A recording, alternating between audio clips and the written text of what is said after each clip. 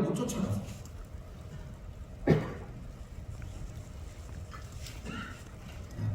많은 분들께서 자꾸 이 금리가 떨어지면 장이 뭐 큰일 날 거다 뭐 이런 얘기들 많이 하세요. 예, 그럴 수 있습니다. 금리가 떨어지면 보시면 과거의 예를 떨어지기 시작하고 나면 경기 침체, 떨어지고 나면 경기 침체가 왔어요. 미국이. 그러다 보니까 지금 금리를 9월 달부터 처음 내리기 시작했죠. 이것 때문에 우리나라가 미국 경기 침체로 가고 우리나라가 큰 악영향을 받는다. 그게 아니고요. 지금은 어느 사이클을 닮아가고 있냐면 여기에 나와 있는 요때 어째서 1994년부터 2000년 이게 인터넷 사이클입니다. 인터넷 사이클 때는 우리나라가 정말 잘 쫓아갔었어요. 근데 지금 AI 사이클이 시작됐는데 보시면 금리를 내리기 시작한 거죠. 이렇게 이걸 쫓아갈 겁니다. 금리를 내리고 올리고 하더라도 경기 침체가 안 와요. 이게 경기 침체니까. 여기도 내렸다가 올렸다가 하면서 경기 침체가 안 올 겁니다. 앞으로 2년, 3년, 4년, 5년 모릅니다. 그래서 잘 쫓아가셔야 돼요. 자, 만약에 그렇다면 미국 증시가 과거에 이 인터넷 사이클 때 어떤 모습을 보였느냐? 지금 상당히 비슷한 모습이 나오고 있어요. 보면은 이렇게 올라가다가 10% 빠져요. 그리고 바로 그 빠진 기간 동안에 되돌립니다. 또 올라요. 또 빠져요. 되돌리는데 똑같은 시간 걸리고 또 올려요. 빠져요. 또 올리고. 그러니까 무슨 얘기냐면 빠진 기간 대비해서 굉장히 짧게 빠지고 굉장히 빠르게 회복한다. 미국 증시를 지금 보고 계시면은 그렇게 지금 되고 있습니다. 작년 8, 9, 10월 10% 빠졌고요. 작년 말까지 다 되돌렸죠. 올해 7월, 8월에 10% 빠졌고요. 지금 11월이죠. 다 되돌렸고 고점 돌파하고 있죠. 이게 지금 미국은 전형적으로 인터넷 사이클을 쫓아가고 있다. 무엇으로? AI 사이클. 그게 생산성의 상승이다 라고 말씀을 드릴 수 있겠습니다. 자, 제가 한국에 되돌아온 시기가 딱 여기입니다. 저는 굉장히 계획적인 사람이고 앞으로의 1년 뒤의 미래, 3년 뒤의 미래, 5년 뒤의 미래, 10년, 20년을 계획하는 사람인데 이때 제가 봤던 게 말씀드리지만 여기에 딱 들어왔었을 때 이때 어땠냐면요. 우리나라의 많은 기업들이 다 중국으로 갔어요. 그리고 엄청나게 많은 젊은이들을 중국 북경대,清华대, 중칭대 다 보내는 그런 케이스가 많이 일어났었어요. 그리고 제가 증권사에 조인을 한국 와서 한국 증권사에 들어왔더니 보니까 차이나 데스크밖에 없어요. 리서치가. 미국 데스크는 없어요. 그래서 그걸 다 뜯어 고쳤어요. 미국을 봐야 되는데 그때만 하더라도 미국 망한다. 중국이 엄청나게 잘 나갈 거다. 이렇게 얘기를 했죠. 그것부터가 잘못된 거죠. 1998년에 IMF가 터졌을 때는 우리가 위기를 경험했기 때문에 미국을 쫓아갔어요. 왜? 인터넷이 거기서 나왔습니다. 중요한 건 미국이라는 나라가 지금 이제 어떻게 되고 있냐면 이때부터 사이클이 시작됐어요. 이제 12년째 상승을 하고 있습니다. 12년째 제가 미국 시장 투자해야 된다고 얘기하고 있는데 12년째 아까 지금 손 드셨잖아요. 30%밖에 안 돼서. 앞으로 얼마나 올라갈지를 보시려면 여기가 16년짜리가 들어왔어요. 요게 20년짜리가 들어왔습니다. 지금 요게 12년 됐어요.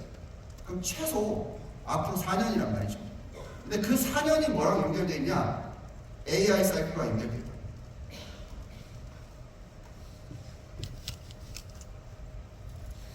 미국은 사실 솔직히 굉장히 중요한 부분인데 그렇게 고민 안 하게끔 해줍니다. S&P 500을 투자를 하시면 여기에 1억을 넣으셨으면 지금 7억이 돼 있습니다. 근데 샀다 팔았다. 자꾸 내 주체적으로 샀다 팔았다를 많이 했을 때는 어떻게 되냐? 3억밖에 안 돼요. 근데 우리나라 증시를 보시는 분들이 대부분 뭔가 좋다 그러면 샀다가 팔았다가 왔다 갔다를 자꾸 하세요. 그러니까 우리나라 코스피의 연평균 수익률이 3%가 안 되는 겁니다. 지난 10년 동안. 원래 투자는 장기적으로 해야죠. 장기적인 계획을 가지고 있어야 돼요. 여기 보시면은 연간 복리가 15%가 나오는 데가 있어요. 이게 뭐냐면은 아까 그런 금융위기가 터졌었을 때 전에 보면 여기 나왔을 때 이 박스권에 들어왔었을 때 주식을 좀 팔면 돼요. 계속 사고 있다가 이때는 팔고 샀다 팔았다 해야 됩니다. 지금은 샀다 팔았다 할 때가 아니라는 얘기를 해드리는 거고요. 그냥 샀다 팔았다 안 하고 계속 들고 가면 요 정도 수익이 나와요. 연봉리 수익률 15% 충분하죠. 근데 요 15%가 나는데 아까 그런 금융위기가 터지면 주식을 안 들고 있어야 됩니다. 그렇지 않으면 수익률이 이렇게 떨어질 거예요. 근데 요것도 복리 수익률 8%입니다. 8%면 그 정도도 오케이. 그 정도는 쫓아가야 된다는 거죠. 샀다 팔았다 하느니 아예 그냥 잊어버리고 계속 투자를 늘리시기 바랍니다. 자, 보세요. 이게 진짜 우리가 지금 처해 있는 환경입니다. 엔비디아의 수익률이 지난 10년 동안 복리가 78%가 나왔어요. 예. 삼성전자 너무 대단한 종목이죠. 너무나 우리 국민들이 샀어요. 너무너무 좋은 종목이에요. 코스피는 겨우 3%씩 상승을 하는데 27% 복리 대단한 거죠. 그래서 삼성전자를 들고 있었어요. 근데 문제는 딱 코로나 터지고 나서 AI 사이클이 시작되는데 못 쫓아갔어요.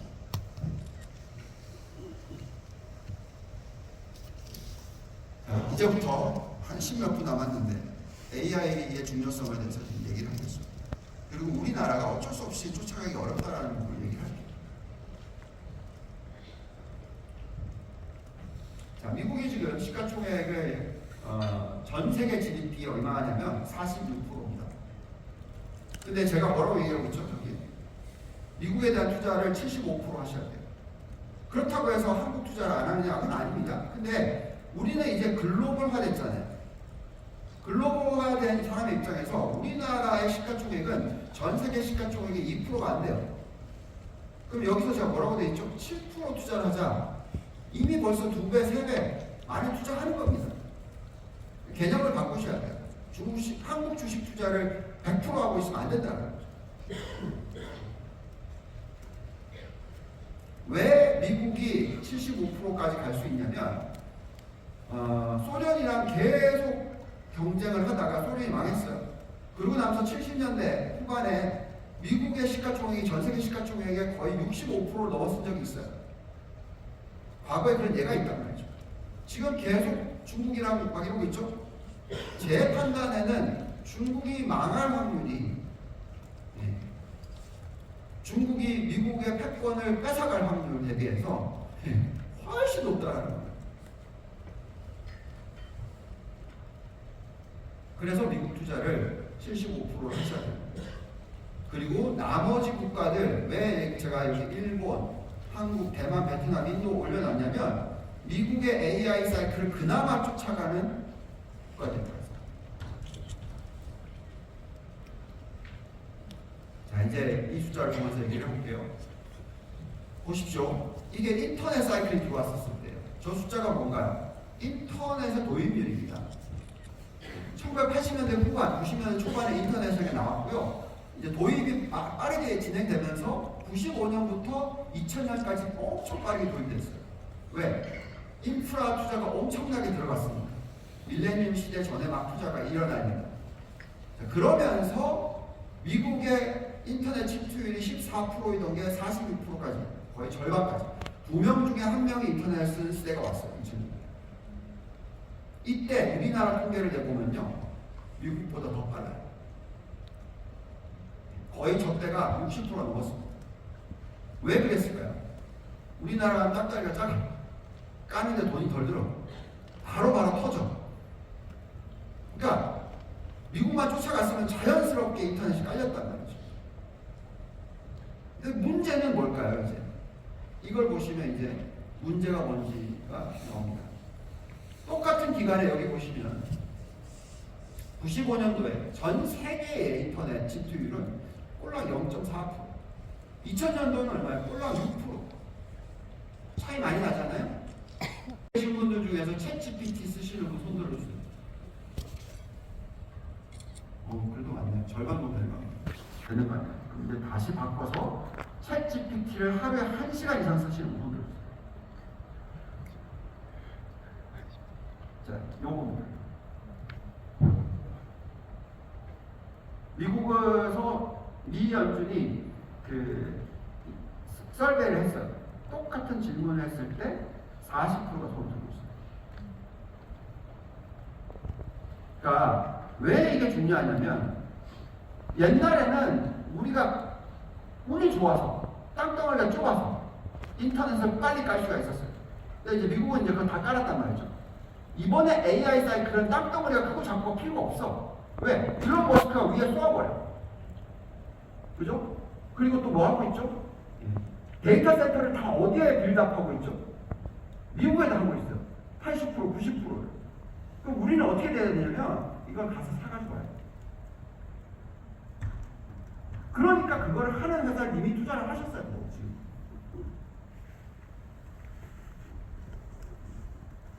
미국의 생산성이 이렇게 빨리 올라가고 있습니다. 2.4%의 덕에 이제는 더 가파르게 2.7%씩 올라가고 있습니다. 우리나라는 저렇게 지금 못 올라가고 있어요. 자, 캐시우드, 제가 그렇게까지 좋아하는 사람은 아니지만 이 사람이 하는 얘기는 AI 사이클이 인터넷 사이클의 3배랍니다. 그리고 속도는 3분의 1로 빠를 거랍니다. 3배로 빠를 겁니다. 그렇게 되면 미국의 GDP 성장이 얼마나 일어날 거냐라고 얘기했었을 때 자그마치 연간 2%가 아니고 그분 얘기하는 거는 6%가 매년 더 증가할 수 있는 그런 기대가 없거나 그럴 수도 있어요. 정답은 몰라요. 근데 제가 알 수 있는 거는 최소한 지난 2년의 숫자를 놓고 판단했을 때 아까 뭐가 나왔죠? 미국의 GDP 성장률 3%가 나오고 있어요. 무슨 얘기냐? 최소한 1.5%는 더 해줍니다. 1년. 생산성이 높아지면서. 보십시오. 미국은 이제 GDP 성장률에 있어서 70%가 생산성에서 옵니다. 이미. 미켄지 2030년까지 AI 때문에 미국의 GDP가 16%포인트가 올 거라고 생각합니다. 매년 2%가 더해질 거라고 얘기하고 있습니다. 자, 베인앤컴퍼니, 이게 제 첫 직장 93년도에 얘네들이 얘기하는 AI 시장은 언제까지? 2027년 말까지, 그러니까 제가 얘기하는 2028년까지 얼마나 늘 거다? 매년 40에서 50%. 이걸 쫓아가셔야 돼요. 더 소름 끼치는 거 이제 보여드릴게요. 우리가 아까 하드웨어 인프라 까는 거, 우리나라가 잘 쫓아갔던 게 인터넷 사이클에서 하드웨어 쪽이에요. 반도체. 근데 소프트웨어를 우리가 성공했습니까? 한 회사는 겨우 네이버, 카카오 정도죠. 싸이월드 망했고, 페이스북 대박났고. 그렇죠? 그러면 문제는 우리가 소프트웨어에 그렇게 잘 하지 못해요. 근데 문제는 미국은 이제 어떻게 하냐면, 보십시오. 하드웨어 까느라고 2000년도까지 했지만 그 이후에 2000년부터 2015년에 소프트웨어 깔렸어요. 그러면서 구글이 나왔고, 아마존이 나왔고, 애플이 나오고 그랬습니다. 자, 이제 미국은 그걸 경험했기 때문에 소프트웨어 투자를 바로 시작했어요. 왜? 하드웨어를 까는데 별로 시간 안 걸립니다. 데이터 센터 만들고 소프트웨어 같이 개발하는 거죠. 엔비디아가 그러니까 돈을 왕창 소프트웨어 투자를 하는 거죠. 그러면 어떤 결과값이 나오냐면 이 AI에 따라서 마진이 소프트웨어가 가장 많이 늘어요. 그리고 반도체가 그 다음입니다. 다행히 우리는 반도체를 좀 갖고 있으니까 괜찮은데 소프트웨어를 못 쫓아가요. 왜냐하면 소비시장이 작아. 힘들어. 그래서 미국의 소프트웨어 관련된 종목을 투자를 직접 하셔야 돼요. 자, 왜 그러냐? 이제 이게 미국의 정말 엄청난 위력인 거죠. 미국은 GDP 전체의 70%가 소비입니다. 여기에다가 정부 소비까지 더하면 80%예요. 80%. 근데 이 소비가 다 어디에 초점이 맞춰져 있다? 다음 세대의 먹거리 AI에 맞춰져 있다. 시장이 있잖아요. 왜 중국이 전기차를 잘 치고 나갔을까요? 전기차 시장이 중국 전체 전기차 시장이 전 세계 전기차 시장의 50%입니다. 그렇죠? 미국은 소프트웨어 시장에 60% 이상을 가져갈 거라는 거죠. 제가 볼 때 80% 가져갈 것 같습니다. 그 시장을 갖고 있다는 거죠. 그럼 우리는 앞으로 5년이 지나고 10년이 지나면 우리가 자체적으로 소프트웨어를 개발을 해서 자율주행을 하고 다니는 게 아니고요. 그냥 테슬라한테 사와요. 우리가 페이스북을 쓰는 것처럼, 인스타그램을 쓰는 것처럼. 더 무서운 건 미국은 중국을 버렸습니다. 옛날에 버렸습니다. 왜? 중국은 그 소비 시장이 없어. 아니, 있기는 하지만 중요하지 않아요. 대신에 어느 시장을 받아들였냐? 인도를 받아들였습니다.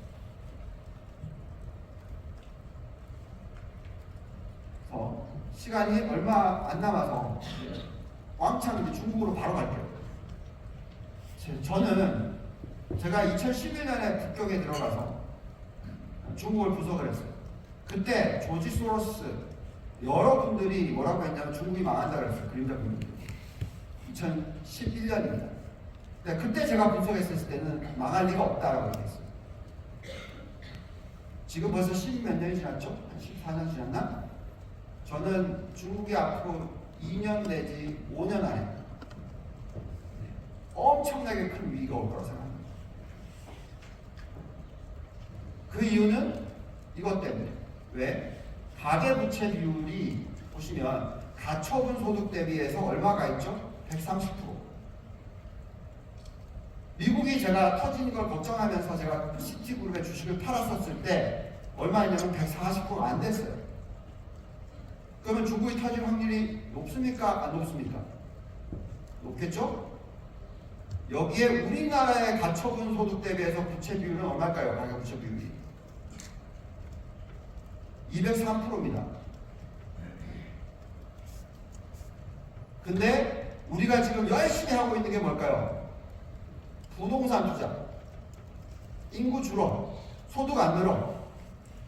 AI 사이클 못 쫓아갔어. 가처분 소득 대비해서 부채 비율이 200%야. 근데 너도 나도 부동산 사려고 하고 있어. 금리가 낮으니까. 떨어지면 더 괜찮을 거니까. 글쎄요. 부채 비율이 200%인 나라가 해외에서 돈을 빌려주는데 왜 2%에 빌려주고 미국은 6%에 빌려주는 말이 됩니까? 안 되죠. 잘 생각하셔야 돼요. 나의 소중한 시간, 앞으로 미래를 생각한다면 위기에서 기회를 찾으시려면 미국의 AI 사이클을 쫓아가야 된다. 거기에 나의 정말 소중한 시간과 내 자식, 내 다음 세대의 사람들의 시간을 할애하게끔 만들어야 된다. 그렇게 하려면 방법이 없으면 아무것도 못하면 이거라도 해야 된단 말이죠. 미국의 S&P 500, 나스닥 투자를 하셔야 됩니다.